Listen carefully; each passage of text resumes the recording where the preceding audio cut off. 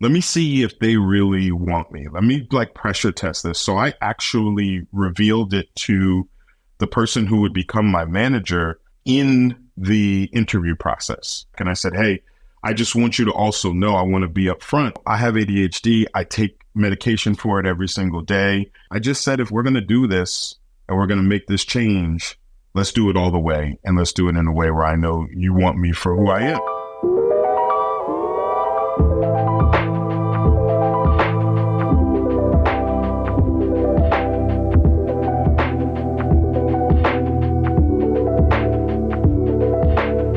You and I have been chasing each other on Instagram for a while, and we finally caught each other. It was like 2 years of like back and forth.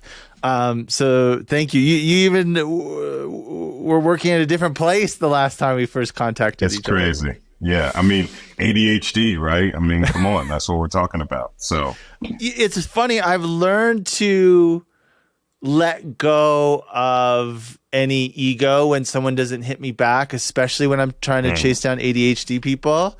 Because I'm like, nah, I'm the same way. You just got to hit that, hey, friendly nudge, friendly reminder, what's up?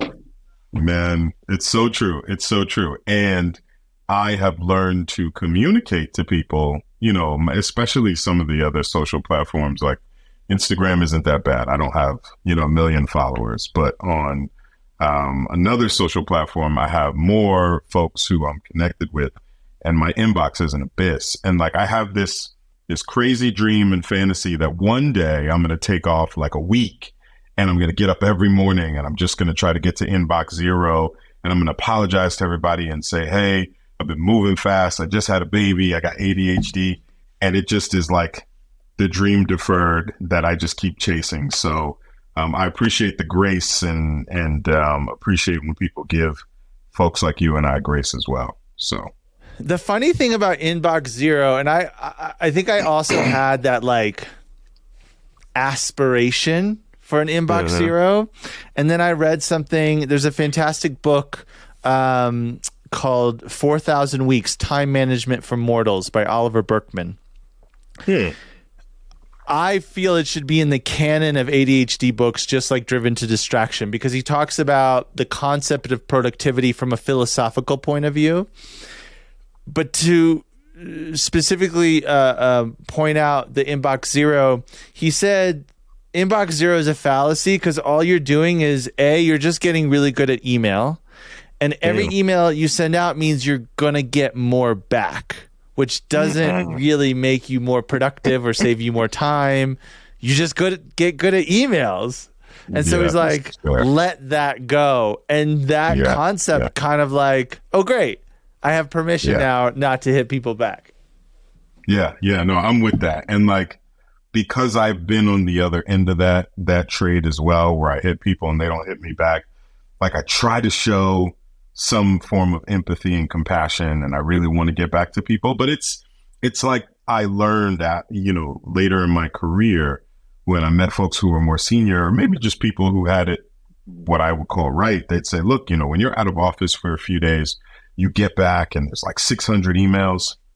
I delete them all, is what people would say. And like that literally sent a jolt through my body of like, what? How could you? Like the world's going to end if you don't get back to them. And someone said to me, you know, something very relevant, which probably is aligned with what you just said, which is like, if they really need to get to you, they'll write you back. So don't worry about it. Let it go. And I think that's been empowering across a number of different aspects of dealing with and living with ADHD. So, yeah. When I first started All Day Dreaming, it was originally going to be a documentary about just interesting, creative people who have ADHD. And that's in that research is when I kind of came across your work. And you're a unicorn. You're a Black man at an executive level who openly, publicly talks about his ADHD. And you also take on these roles at these companies that kind of don't exist. I'm assuming that the C-suite, for lack of a better term, D&I C-suite person that club is very rare. There's not a lot of you guys doing this work. So like, Yeah. what does it feel like to have such a unique position? The position in and of itself feels like a blessing. It feels like an honor. You know, to be a Black man in C-suite, that doesn't feel as unique, although from a numbers standpoint, we're still underrepresented. It does feel somewhat unique to be open about ADHD and also about my faith. I talk very openly about being, you know, a Christian, and those are things that are important to me and part of my identity. The role itself, you know, if you asked me pre, you know, the tragic loss of Brother Floyd and what I would call kind of the zenith of the more recent civil rights movement, if you asked me then about how rare it felt, I'd be like, wow, yeah, it feels really rare. Like I could tell you all the people who are in this space. But post the loss of George Floyd, we have seen like a triple digit, I think LinkedIn did an article, high double digit to triple digit increase year over year in roles like the ones that I've been in. So whether you call them global head of DEI or chief diversity officer, you know, my latest role is at StockX is chief impact officer, which encompasses a broader scope than just DEI. But so it felt rare. But I would say if you put all those things that you just mentioned together, it surely feels rare. But I don't know, man. Like I'm so busy trying to keep up and answer emails, and I don't even have time to realize how rare it is. It's one of those things where I don't even think about it until like my mother is like, hey, you realize what's going on? You realize, you know, some of the impact that you've been blessed to make and some of the seats you're blessed to sit in. And then I give thanks and stop and take stock of it. I want to learn a little bit. You bring up your mother. I want to learn a little bit about, you know, you coming up. Like, how old were you when you first realized you had ADHD? Was that something your parents noticed? You know, I think the stat is something around 70% of Black kids are less likely to get a diagnosis or even get treatment for ADHD than white kids in school. So, like, what was your kind of journey when you realized it? Yeah, so I'll tell you when I realized it, and then I'll tell you when some other people realized it. There's kind of levels to it. So I'm 44, and I was about 26 when things had kind of come to a head in my life. I was living in Park Slope in Brooklyn, and I connected with a cousin of mine who I hadn't seen in a while. And he was telling me about a therapist that he was seeing, you know, again, something that at least when I was 26, there weren't a lot of brothers walking around talking to each other about seeing therapists. And so we started talking about it. And I said, you know what, like some things going on in my world, I'd love to see a therapist. I went to go see Dr. Robert Johnson out at Rutgers. He's the dean of the medical school there, Black man who focuses on young adults and adolescents. And I didn't go in talking about ADHD, ADD, any of it. After our first session, he said, have you ever been tested for, you know, blah, blah, blah. And I said, no. I got tested for it. And he said, man, you're off the charts for this. Right. So that was kind of like the time where, like, from an academic medical standpoint, I was like, oh, okay, this is me. But I will tell you that as early as, oh man, probably K through 5, the staff and administrators in elementary school would tell my mother, I think, you know, Damian, he's smart. He's, you know, he's in advanced reading and mathematics classes. And we think that he has, I think it was ADD. And, you know, single Black mother back in the 80s when there was really, I think, a really negative stigma around any kind of learning disability or anything. She was like, oh, hell no, not my baby. Mm-mm. And so I think that others saw it, especially in the learning environment. But that was pushed off. And then later, I started to feel it when I went into investment banking as an analyst and was working 70 to 90 hours a week. When I went to go work in the nonprofit realm, I just felt like why is it so hard for me to just focus in and stay here versus I'm doing 10% here, another 20% there, 30%. Do you know what I mean? And so I knew that something was up, but it didn't really come to a head until I was 26. And so you get that diagnosis at 26. What are your feelings? Mm-hmm. Hope, quite honestly. I was really hopeful because, it'd be one thing if that was my first time going to therapy, but it wasn't. I had behavioral issues as well as a kid. I got expelled from 2 schools between kindergarten and first grade, right? All the while they're saying, look, this guy's really smart, but he's got to stop walking out of class in the middle of class and doing what he wants to. He's got to stop getting into fights. He's got to stop telling the principal how he really feels about the principal. And then when it started to creep into my work productivity, and I couldn't understand why I was watching other people zip through stuff, and I knew I was smart and had the aptitude, but I was having a challenge, it became kind of almost like desperation quietly. And then that moment with my cousin. So when I was diagnosed, I was like, man, okay, great. So what do we do? That was my next question is, what do we do? And what is it going to mean for me? And that's when, Dr. Johnson prescribed Concerta for me. And it was right before I was also, I was applying to business school. And he said, look, you need something that's going to be able to last you for the full day. But that was my feeling, just hope. I was very hopeful. And maybe so there was happy. No stigma. The stigma wasn't something that you felt, especially because your mom was kind of like, no, once you got that diagnosis, it was a relief and not a stigma. Yeah, it was a relief. Now, I will say, and I haven't really unpacked this, right? So I'm processing this a little bit real time. I will say that when I found out that it was a pill, a little white pill that I was going to have to take, and I was going to have to go, to the drugstore and get it, and that it was an everyday thing. And then when I found out, at least back then, that well, this is just something you're going to be doing. There are other things you can do to be more sustainable in the long term. Cool. There was a bit of a stigma. There was now I'm a person who takes a pill every single day. Now, do I want people to know that I take a pill every single day? But still larger than maybe that insecurity and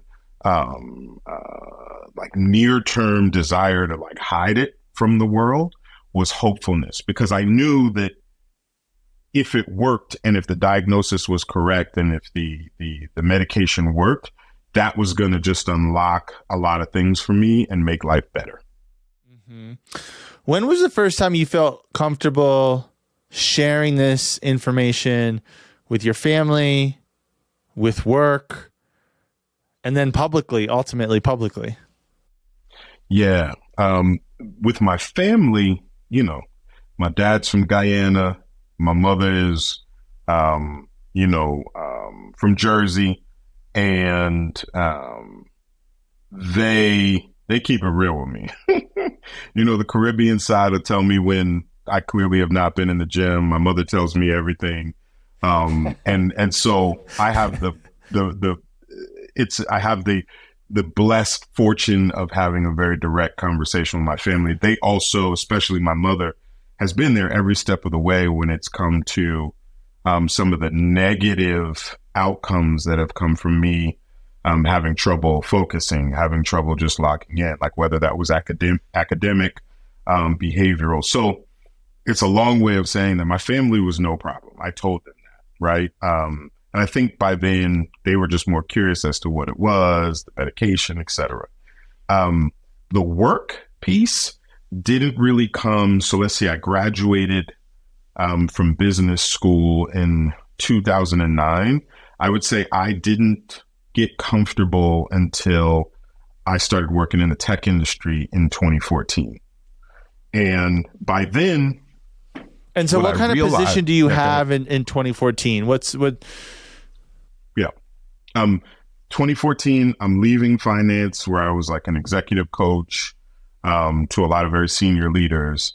And I'm in New York, and I'm now packing up and moving to Google.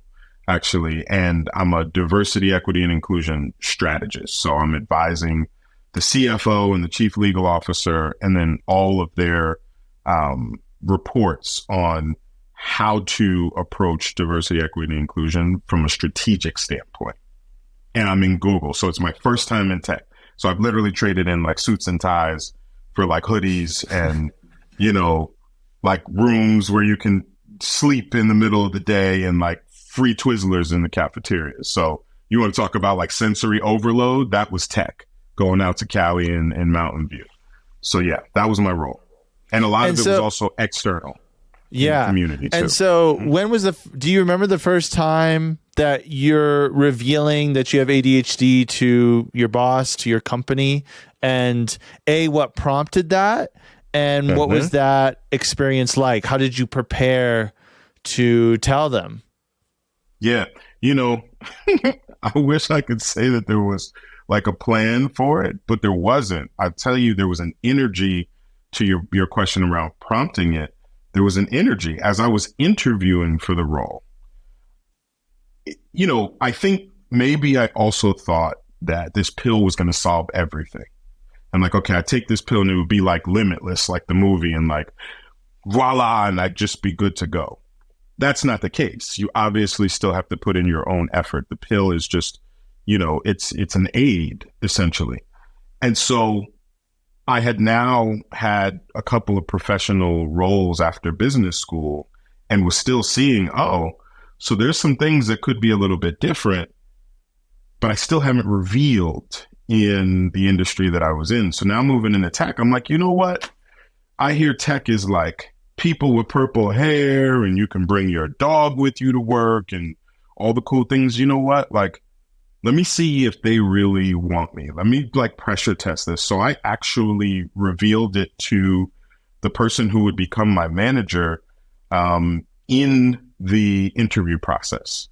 And it wasn't like the first one, I think I had probably 6 or 7 interviews. But when we circled back and I had met, the interview team, I went back and I said, hey, I just want you to also know, I want to be upfront that, I have ADHD. I take medication for it every single day. Here are some of the things. Here's what that means. And I just wanted to understand how that lands on you. But also to say that this is how I might work. And does that work for you too? So, and it just was, I was just fed up. So it wasn't like a big plan. I didn't rehearse it. I just said, if we're going to do this and we're going to make this change, let's do it all the way. And let's do it in a way where I know you want me for who I am. So in the interview process, you're basically saying, this is how I work. I can be an asset to you, but it's got to be within these parameters. Kinda. Like it wasn't that prescriptive because I think even to this day, I'm figuring out how I can be an asset based on, having ADHD. What I knew for sure was that I was not always going to be the most organized individual, that I knew for sure that I wasn't a project manager. And I needed them to know that. And yes, to your point, I did know that if it comes to engaging with other human beings, if it comes to being creative, if it comes to like brainstorming, even strategy, I'm most certainly your guy, internal and external. But in terms of the operational execution, that's something I'm going to have to work a little bit harder at. And the structure is actually good for me, but it isn't always something that I'm going to adhere to. So yeah, I knew that, but I didn't know like specific parameters. I'm still figuring that out. And what was their response? They were perfectly fine. And in fact, my manager, and I'm going to shout her out, Nilka Thomas, who I believe is now over at Lyft. Nilka she was just so welcoming. It was almost like she didn't make a big deal of it. She was like, yeah, okay, that's fine. And as I went to go then work there for the next year at Google, I realized, Nilka and I actually worked really good together because Nilka was all over the place doing a million different things, but she had this beautiful mind that I could understand. And it was almost like that inbox, right?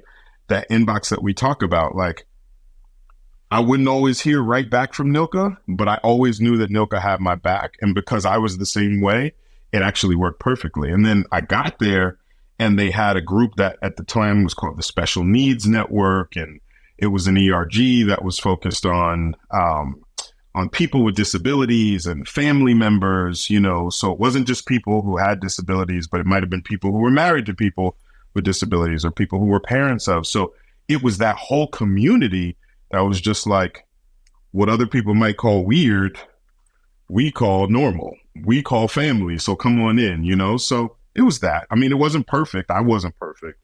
I still had some bumps, but I didn't feel ostracized. Yeah. Well, what do you say to someone? Because one of the things I hear very often is I'm afraid to tell my boss, I'm afraid to tell my coworkers because it's going to hurt me at work. It's going to prevent me from getting a promotion or getting on that, you know, big gig job project that I want. What do you say to someone like that? What I say to them is, first, like, that's a real feeling. I got to validate that. I can't invalidate it. That is a real feeling. It's easy for me to tell you, oh, don't worry about that. Forget it. That's a bunch of BS. It's a real feeling. But I would almost ask that person to do a little bit of visualization and to close their eyes and to think a year out, 6 months out in that job where they haven't disclosed this. They haven't talked about what their needs are. They have put on the mask that we put on so many times as human beings and have just put on a mask that they think the employer wants. And 6 months down the line, they haven't changed. And the real them actually starts to rear its face in the form of ADHD. And now you're having to compensate. Now you're having to cover. Now you're having to use all of that mind share that you would be using just to be who you are and to contribute because you didn't keep it real. So a couple of things. One, you're underperforming. Two, you're having to overproduce and overcompensate. And three, you've done a bait and switch on your employer. I'd say to them the same way that you don't want somebody showing you a glossy brochure of, oh, look at this wonderful, beautiful place to work and everybody's so happy. And then you get there and find out that it's toxic AF. You're going to be pissed. Don't do that to other people and don't set yourself up for it. And the last thing I would say is it's better that you know now if you can be you than to find out later that you can't be you and you have nobody else to blame except yourself. And I just think that I can say it to somebody, Isla, but it's kind of one of those very personal, like professional and personal maturity stages that you get to where you're just like, I got to tell you now because it won't be good for either one of us if I don't tell you. Mm-hmm. So you would recommend to someone, and I understand that every scenario is different, but you feel it's in everyone's benefit to maybe talk about that in the interview process or right after getting hired. What's your sense of how to approach something like that? I'm going to give you an answer that's going to sound political, but it's not. And that is that it depends. The first thing you should be doing is researching the hell out of whatever organization you're going to work for to see, like, what is that culture about? Do they have an ERG or a benefits team that actually focuses on these things? You look at certain companies now, and we're not necessarily talking about ADHD, but we could be talking about other, things that one would classify as a disability. And there are companies that actually run towards people who have those disabilities. They say, we welcome you into this building. Maybe what you should be doing on the front end is making sure that you're solving for a company that actually welcomes those things and doesn't have a culture where people have to hide them. That's number one. But like, if you're a junior in your career, I can understand that just hearing somebody say, nah, you should tell somebody in the middle of the interview, depending on who you are, like your socioeconomic group, you might not have the luxury to not get that job. Your family might be depending on you straight out of undergrad if you even went to college. And so I can't front and act like, oh, everybody just be free. A lot of that depends on where you are in your life, how comfortable you are saying it, and what the company is. What I will tell you, though, is that the more senior I have gotten, me having that conversation on the front end has led to, oh, Well, let's make sure you get an executive assistant. Game changer. You mean there's somebody who's going to help me make sense of what is all going on in my mind that comes out in this output that sometimes isn't super productive? Beautiful. Or when I say it in an interview, I can then name it later on. So I don't have a one size fits all prescription for folks. The last thing I would say is that it depends on the severity of how you're affected by it, right? There are some people for whom you and I would never know whatsoever. I'm probably this is not a diagnosis, this is a self-diagnosis, not medically informed one. I think I'm kind of like middle of the road. Same. where it highly functioning, but there's going to be some times and some patterns that you start to see over a period of time. And you're going to be like, one of these people is not like the other. So yeah. That's my answer. So this is really interesting. You mentioned an executive assistant. What are some resources, entry, middle, C-suite, wherever you kind of land on the org chart? What are some resources that are completely reasonable to ask for, to maybe expect, that a lot of people don't think to even ask for those things? Yeah. I mean, a couple of them I've mentioned, right? Like, ask if there's an ERG or an affinity group at the organization that's focused. And sorry, ERG stands for Employee Resource Group, in the spirit of inclusion. But ask if is there, oftentimes companies these days, at the very least, have employee resource groups focused on women's communities or on the LGBTQ plus community or on the Black community, Latinx community, whatever it may be. And I think some of the more developed and advanced companies also have them focused on people with disabilities, right? And people from different walks of life. So I'd ask about that, because that's a community of other human beings. It's not just a, resource. It's a resource, but it's like real human beings.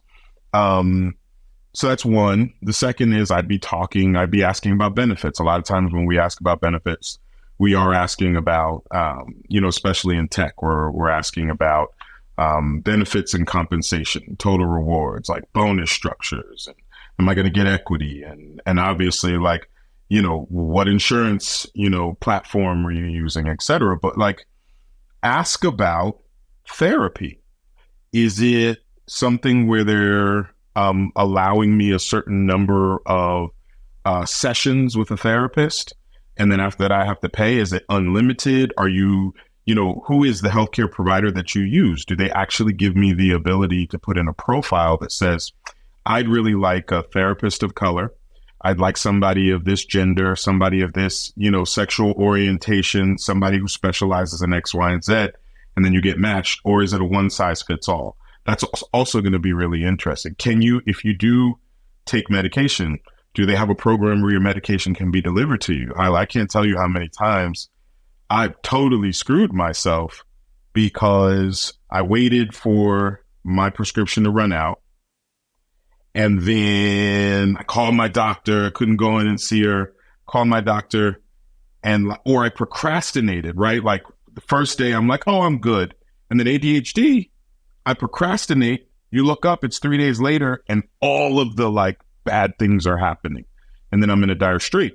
And that largely was because I knew I would need to have to get in the car, go to the drugstore and pick it up. But like, certain companies have a delivery service. So the second is benefits, like what's actually available, especially, around therapy. And yes, to the extent that you are in a stage of your career where having an assistant, having a project manager on your team, if organization is, project management and organizational structure and rigor is a challenge for you, well, guess what? I mean, we don't all have to be experts at everything. Like, we kind of can plug some of the things where we need developmental, that are developmental opportunities. So ask about it, right? It can't hurt you to ask. So those are the things I'd be looking for. A couple other things I want to throw out that I've heard from people in the all-day dreaming community is think about where you sit. We're all figuring out hybrid work from home. Yep. Are you better when there's a ton of people around, or are you better alone?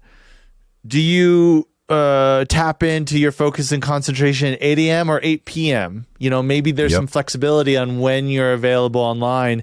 And even things as simple as like noise canceling headphones, or, hey, pay for my Headspace app, stuff like that. Like, hey, if a manager is doing their job and they can get more out of you by just like helping you with a couple of resources, it's a no-brainer for them to do it. Totally. And I love that you brought those in, because it prompted something else. Because I think there's some things that you try to solve for in advance. And then there's some things that you do once you start, which I call contracting, right? And it sounds like a legal term, but I don't necessarily mean it that way. But it's something as simple as when you send a note at this time on the weekend, do you expect me to get back to you? Or what is the, what is the most efficient way for you to communicate? And one of my last, leadership positions, I had my whole team fill out a spreadsheet that actually said, here's how I prefer to communicate, text, or don't talk to me on social media because I don't want you in my inbox on social media, or text works, or Slack works, or chat works, but it really bothers me here or distracts me here. So that's one of the other things that you should be doing. If you're the manager, you should be contracting with your team about what works best for you and what works best for them. And if you're not the manager, I think you should ask your manager to contract on those things and make sure that they know what works best for you, obviously within reason, and vice versa.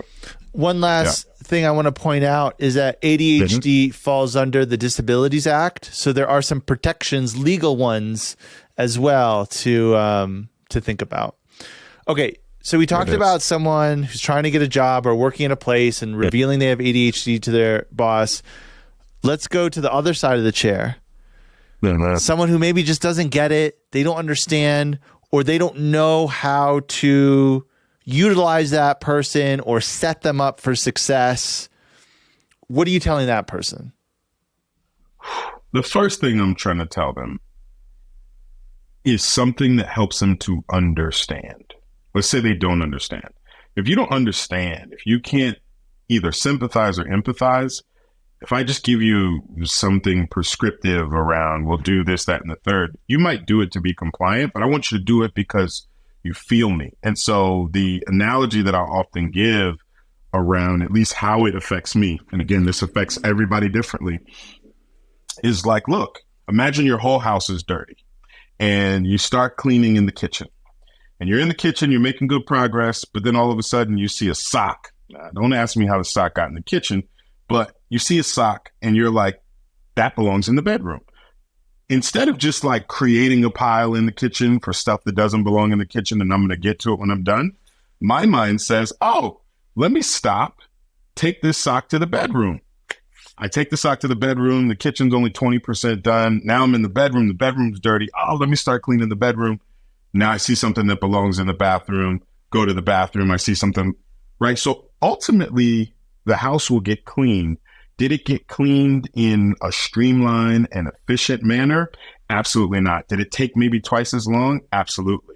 And so, one, I would try to see if that lands with them. Hopefully that's like accessible enough that everybody gets that. And if it does, then I would say, so think about the work that you have, right? And think about what that might mean. That might mean that somebody needs to have projects or to be in an environment where what you're telling them is, here's the end goal of what I want to get to.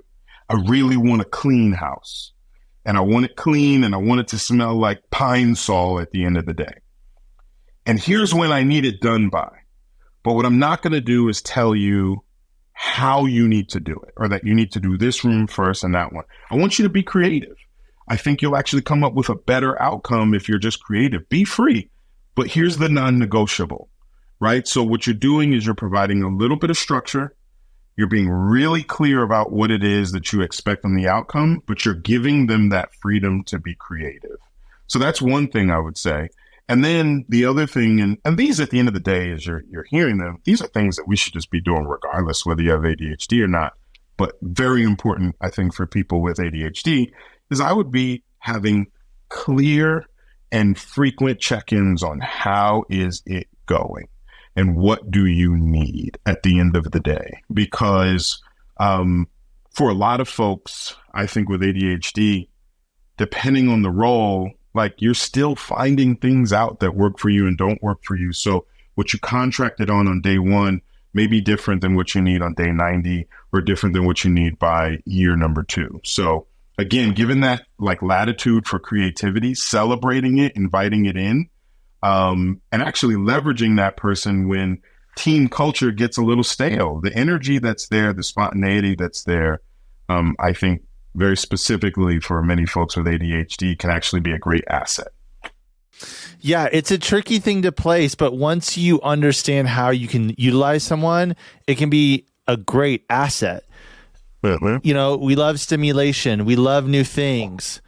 Having someone, for example, starting new projects all the time and maybe handing them off to someone could be one way. Right. Big, lofty, crazy ideas, the brainstorm, you know, that's right. That can be like, there are so many ways you can place someone that it is a skill set that a lot of other people in the office do not have. And if you know you can tap into that, that just makes you look like a rock star manager. That's right. That's right. I mean, it's like a symphony orchestra, right? Like, you know, this person's really good here, and you know, this person's going to come in with this other instrument, but together it's going to be a masterpiece. So, and that's why I'm saying it really gets down to managers and leaders understanding the people they have, recognizing it's not one size fits all, and figuring out how to make that mosaic work together. No doubt. I think everything you said is spot on. Yeah.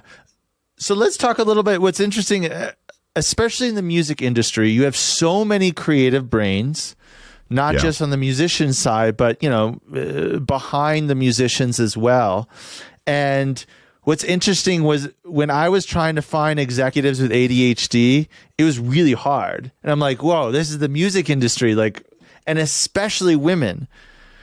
Women, the few executive women that I spoke to didn't want to speak publicly because they're like, nah, I'm not trying to bring that spotlight on me, right? I already have it hard enough. So it's a little bit of this kind of self-fulfilling prophecy where it's underrepresented, it exists, but it's hard to find people to talk about it. So I'd love to hear you just kind of speak on that a little bit and like what you're doing specifically at a place like StockX to kind of change the culture and make it inviting. And if that culture doesn't exist at someone's company, maybe, you know, this is a bit of a blueprint you can share with them. Yeah. And, you know, it's worth noting because you asked earlier about like, when did I start speaking publicly about it? I think there's 2 layers of being public. And this answers the question about StockX, but even how I led to what I do at StockX and how I bring it to bear, which is just like the first public for me beyond that interview was then talking to my teammates about it and being okay with it and being very proud. And people would be like, wow. And I say, yeah, I talk about it because it's changed my life. Right. So part of it is like vocalizing it, but telling people that if you are proud about it, it's got to be authentic, that I'm proud to talk about it because it's something that's improved me, right? Taking medication, getting a diagnosis, seeing a therapist about it. And then what started to happen, and this is something that I do at StockX, is like in company all employee meetings, or I remember one company, you know, the first 3 months, I was literally traveling around the world to the global locations, and I forgot, or my bags actually got misplaced for 4 days. And like this was me learning, pack your medication in your carry-on. And so I didn't have my medication for 4 days. And like 1 or 2 days, I'm good. But by the 4th, I was like somewhere else. And I got up on stage in front of 300 employees and I said, look, I'm here with you. But if you see me like rambling a little bit, just know it's because I have ADHD. I told them the story about my bags being gone.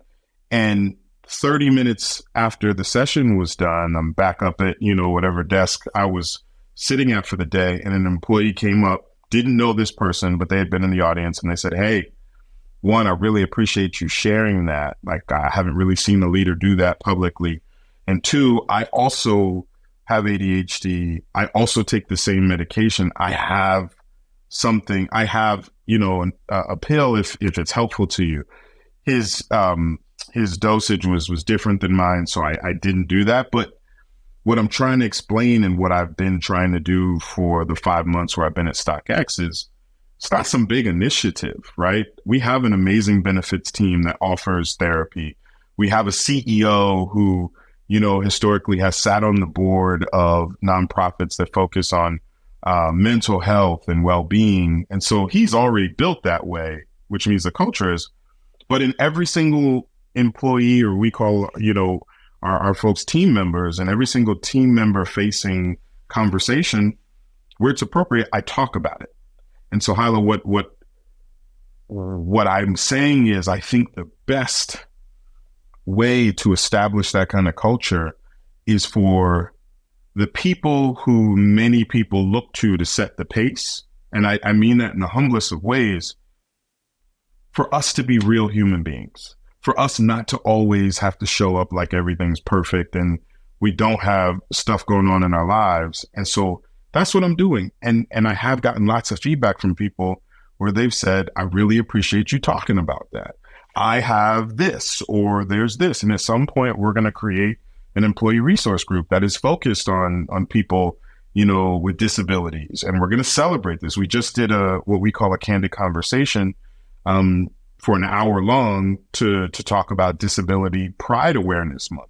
So not just having a disability, but how do you move from disability awareness and understanding to actually the pride in it, right? And what it means to have a disability and how it makes you unique. So we're having that conversation and educating people as well as doing some of the day-to-day stuff. Yeah.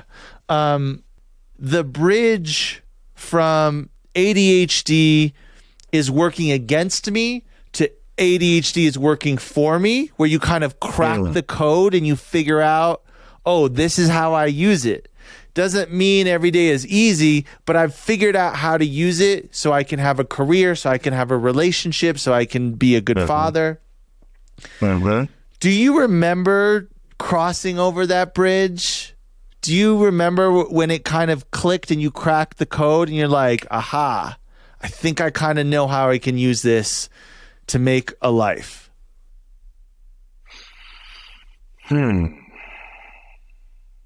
I don't know that there was one moment, and I don't know that I always was the one realizing it. I think it's been a collection of like these micro moments, and I've looked back and said, oh, this is when I've been in flow. This is, when I've been doing something that I feel like I'm really good at, something that I'm really passionate about, and something that other people value. And for me, that has typically come in creative realms within kind of this corporate arena. So that could be everything from like creating the dopest PowerPoint slides that are like, that leap off the page and don't feel super corporate and don't have a lot of words, but they bring in, my background as an artist growing up, right? And so it's creativity. It could be the spreadsheets and models that I'm building and like having a banner that's colored here, but then highlighted there, but that actually is a differentiator when people are trying to sort through all of those numbers. It also has oftentimes been when I'm presenting or when I'm literally or figuratively on a stage and I'm trying to get other human beings to like lay down their biases or lay down, their prejudices and to love each other. The way in which I engage or the energy that I bring or like the spontaneity and being able to, oh, my slides just dropped and the projector's not working, so let's just do a little bit of stand up and kick it and have a good time. Those are the things that I think have helped to differentiate me in the spaces that I've been in. So, and I'll be honest with you, it wasn't just one moment. It was a collection of those moments, but then also people playing back to me hey, I really appreciated the way that you did X, Y, and Z. And then me linking it and saying, oh, yeah, I think that has to do with that. The one other thing that I have realized is, and I imagine this is my ADHD, right? Because I'm the guy who, like, when I'm studying, I can't do it in a quiet place. Like when I'm reading, I want some music playing. I might want to be sitting in a park, Union Square Park, and having a million people pass me. That's when I can focus. I'm like, oh, we can lock in, right? When it comes to solving problems and trying to do the impossible, either when the constraints or resources are, are not in abundance, when the constraints are in abundance or the resources are not in abundance, or when time is of the essence and like other people are looking around like there's no way we can do that. It's almost like this like Tetris thing that happens in my head. And it's like, nope, this here. Yep. I'm going to call the Uber here. I'm going to have the Uber deliver this. We're going to get this printed here. I'm going to ask this person to do that. And it all just comes together, and it's not a skills. And I think this is where I'll stop. I think actually that is a muscle that has been built over the years, probably pre-diagnosis, from procrastinating. Mm-hmm. And having to, at the very last minute, figure out how to get it done. And so necessity is the mother of invention. You get into crunch time, you've procrastinated probably because of the ADHD, but that same thing that made you procrastinate is the same thing that's helping you to be creative and pull all this stuff together. And that now becomes a resource, especially when I'm diagnosed and doing something to help myself. Now that muscle's like, ooh, let's use this to inspire other people to believe that we can get this done in this period of time. So those are the things, and they've come over a period of time. Does that answer your question? 100%. I love that. That is money. That's great. You mentioned you take Concerta, other tools that people use and techniques, meditation, sleep, diet, exercise. Can you just give me a sense of what your routine looks like when you feel you're most productive and focused? Well, that sleep thing, at 44 years old, that sleep thing is very, very real. So sleep is by far number one. The second one is exercise. Exercise has been crazy important to me when I actually do it. The diet goes right along with that. I would also say, meditation, and sometimes for me that's prayer. At one point I was doing a good deal of chanting. It's something that I want to get back into. In kind of the Buddhist way of life. And I found that to be very, very centering. The other thing I would say is just the energy that you have around you. It's become cliche to say protect your energy, but man, there are energizers and de-energizers. And, the older I get, the more intentional I am being about having energizers around me versus the de-energizers, because on my own, I'm going to run myself ragged. I need some people who are pouring into me. And then the other thing I would say is learning to say no, right? I've got a big heart. I love helping people. I'm not the most organized person. Time management is not great. And so learning to say no and not always needing to give this detailed reason for why you're saying no, but just saying, hey, I'm sorry, I can't. Maybe another time, or I'm sorry I can't, but good luck with what you're doing, also is very, very helpful. This is one of the filters that I always tell people to run through. It's the yes-no filter. When you say yes to something, you're saying no to other things, and you have to recognize that. If you're saying, yes, I'm going to stay up and I'm going to binge Game of Thrones, well, then you're saying no to a good relationship, with your toddler, because they're going to test you and you're not going to have that patience or whatever it is. It's so important to run the yes, no filter. Okay. So a couple minutes left here.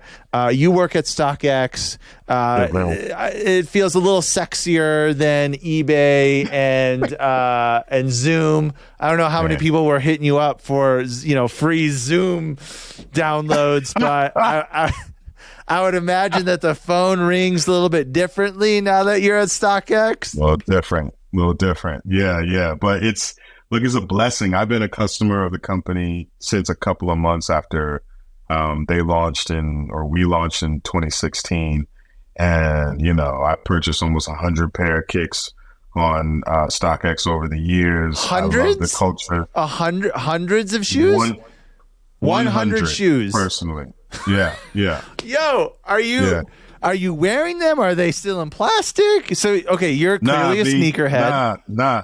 Fam, I'm a sneakerhead in that I love fashion, creativity. I see it as an expression of like art. I couldn't afford them. My mother and I couldn't afford them when I was a kid, so I probably overcompensate, much to my wife's dismay.